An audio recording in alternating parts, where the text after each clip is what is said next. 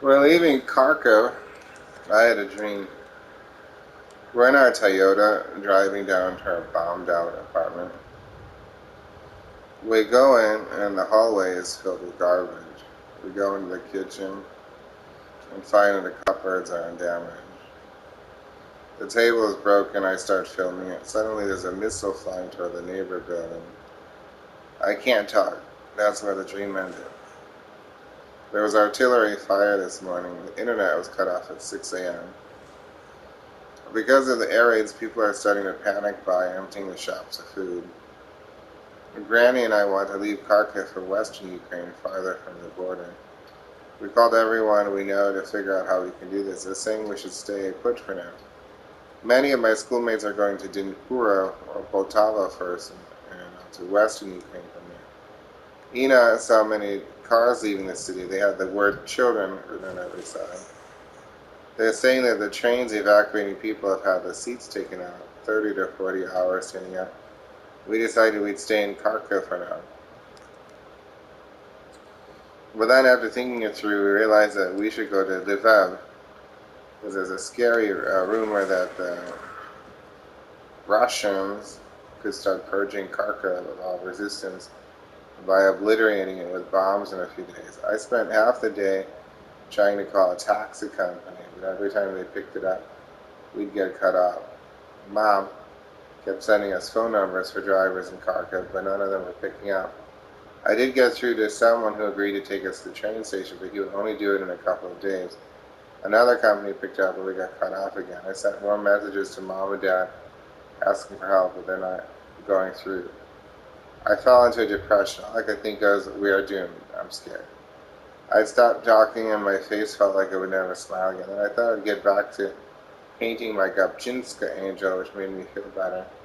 I'm not losing hope. I keep praying that we'll leave for Lvov, or even get out of the country. We shall do and shall continue doing everything we possibly can. We're under curfew right now, so we can't go to the southern train station. We kept hoping and praying to leave the city, but then suddenly we had a bit of luck. Ina's daughter, Lukia, sent us their phone number for 2 Red Cross volunteers. We only managed to reach one of them, who agreed to pick us up in 15 minutes and take us to Dnipro, about 140 miles south of us, where Ina's family. Oh joy. We gathered our things and went to stand on the street to wait for the car. I had to leave my painting of the angel behind. Pity I never got to finish a part of its dress. At first, Indy said she didn't want to come with us to Dnipro and only came along to see us off, but when she saw the smoke from all the shelling, she changed her mind. She ran back into the house to look for her passport and told us not to wait for her. She didn't want to miss our ride. Granny and I heard the sound of explosions. We didn't know if the car would be able to find its way to us now. We were very nervous and kept asking God for help. We got a call from the volunteers to Dor and Ula, but Ina was still in the house. I didn't know how to give them directions, but then I saw a Volkswagen with a red cross on it, and I knew it was them. We got in the car at 4:50. Granny asked them to go around the corner so we could say goodbye to Ina, but then there she was running toward us.